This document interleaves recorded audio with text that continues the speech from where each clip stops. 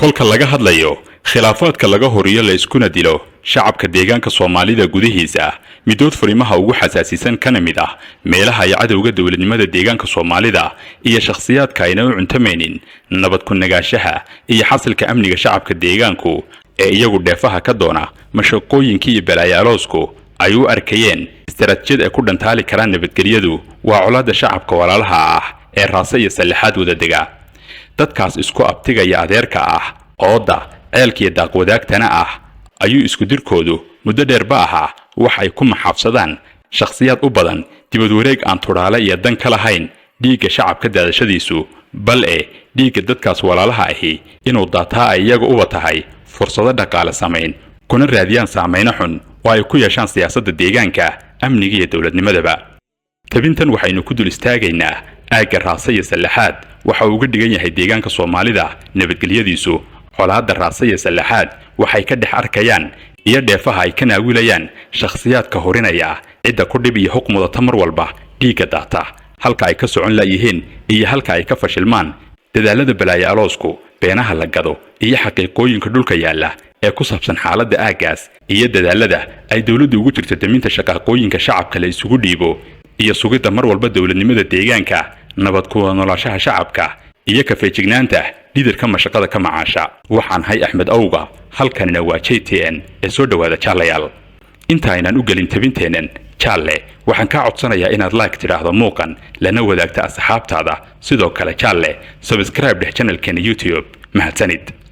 juqraafi ahaan raasa iyo salaxaad waa laba degmo oo isdaboola wada dhacana xuduudka deegaanka Soomaalidu uu la leeyahay deegaanka Oromiya halkaas ka garo sababta cadawga dawladnimada deegaanku ugu xusul duubayo mar walbana uga daali la yahay colaad ka curata aagaas iyo dhiig ku daata inaanay ahayn ujeedadu kaliya colaad shacabkaas walaalaha ah ka dhex qaraxda iyo inaanay muhiimadu ahayn isdilkooda balse damacyadu intaasi way ka fog yihiin ujeedku waa furfur iyo kala daadin lagu wiiqayo dawladnimada deegaanka iyo wada jirkiisa taas cadeynteedu waa sababta aynu inta badan kolka la soo qaado aaggaas u aragno qaaqlayaasha kafeeg iyo mukeefka ku shaqeeya dibaduhu iyaga oo ka dayrinaya nabad sinaba uga hirgasha oo deegaankaas ka dhaqan gasha raaso oo ah xarun diimeed ku socota xawaare horumar u badan isku tashi shacab samadoonnimo iyo dacwad diimeed in mar walba lagu horgeeyo oo lagu dhufto dabkana loogu dhiibo mataanteeda iyo walaalahooda ugu xiga dhul dhalasho iyo dheef salaxaad waxay ka dhex arkaan kuwa ku bukooda dawladnimada iyo xasilka deegaanka Soomaalidu waa inay ka arkayaan dheefo ka imaan kara furfurka aynu soo sheegnay ee dawladnimada deegaanka iyo kala irdhowgiisa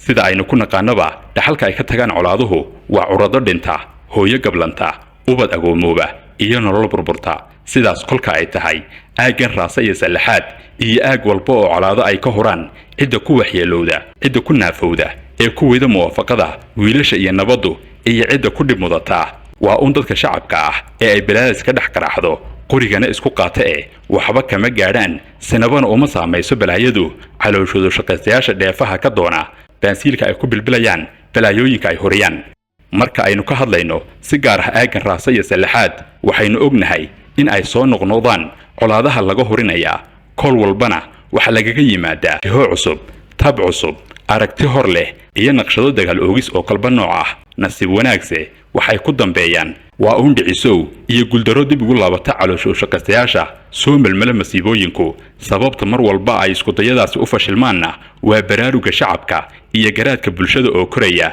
oo aan lagu siri karin masiibooyinka loo tolo sharka cagaaran iyo qumbuladaha lagu baabi'inayo ee bacrimiyaashoodu dhoosha ka qoslayaan nabadana ku joogaan galka raasa iyo salaxaad beenaha lagu qaxwo doonto ee laga faafiya waa masiibooyin iyo bulsho kala tagsan shacab isnacay oo il iyo aragti ka dhaxayso iyo wax la halmaalo oo balaayo ah laakiin sidaas ma aha xaqiiqadu raasa iyo salaxaad waxa ku wada nool dad walaalo ah isjecel wada cabbe ceelasha wada daaqa gayaan ah gacal iyo xigaal abti iyo adeer ugaasi iyo sheekhiye iska jecel uunka garanayana badhaadhahooda iyo muhiimadda nabadooda xukuumadda deegaanka Soomaalida oo kol walba isha ku haysa halka ay ka liidayso dawladnimadu iyo dhaqaaqyada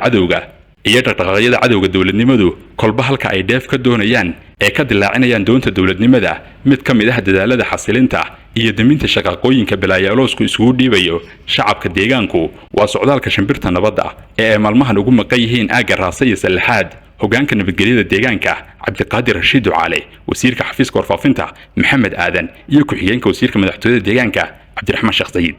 ujeedka socdaalkan iyo hoggaamintu waa in ay antivirus la gaadhaan meeshana ka saaraan virus tabardarna oo maalmo ka hor si hoose loogu melmelay aagaas iyo qumbalada ay sideen tooga dhabarku muuqday oo lagu kala irdheynayay shacabkaas hoggaaminta oo maanta la saddex ku sugan aagga raaso ayaa wanaag iyo dawladnimo ku dhaqay fayraskii lala maaganaa aaggaas isfahanka shacabka iyo hoggaaminta oo isku dhinac ah mar walbana hareeraha ka jooga dawladnimada iyo xasiloonida ammaanka deegaanka ayaa fududaysay in ay durbadiiba isfahmaan iscalool xaadhaan isna gacan qaadaan hoggaaminta iyo shacabku oo mashxarad iyo dikri ayaa lagu soo dhaweeyay hoggaaminta beddelka damicii caloosho shaqaystayaasha oo si ka fog sidaas u fikirayay halkaas ayuuna ku hongoobay damicii iimaan la'aanta ahaa ee uu hamuumiyeysnaa inuu arko dhiigga shacabka oo qulqulaya qiiq iyo uuro aagaas ka kacda marnaba looma dhaxayn karo shacabka iyo dawladooda loomana kala sheekayn karo la ismana nacsiin karo iyaga ayaana shacabka iyo dawladoodu iskaga dhow cid kasta oo la sawiran karo reer raasa iyo sallaxaadna ka ildheer dhidar walba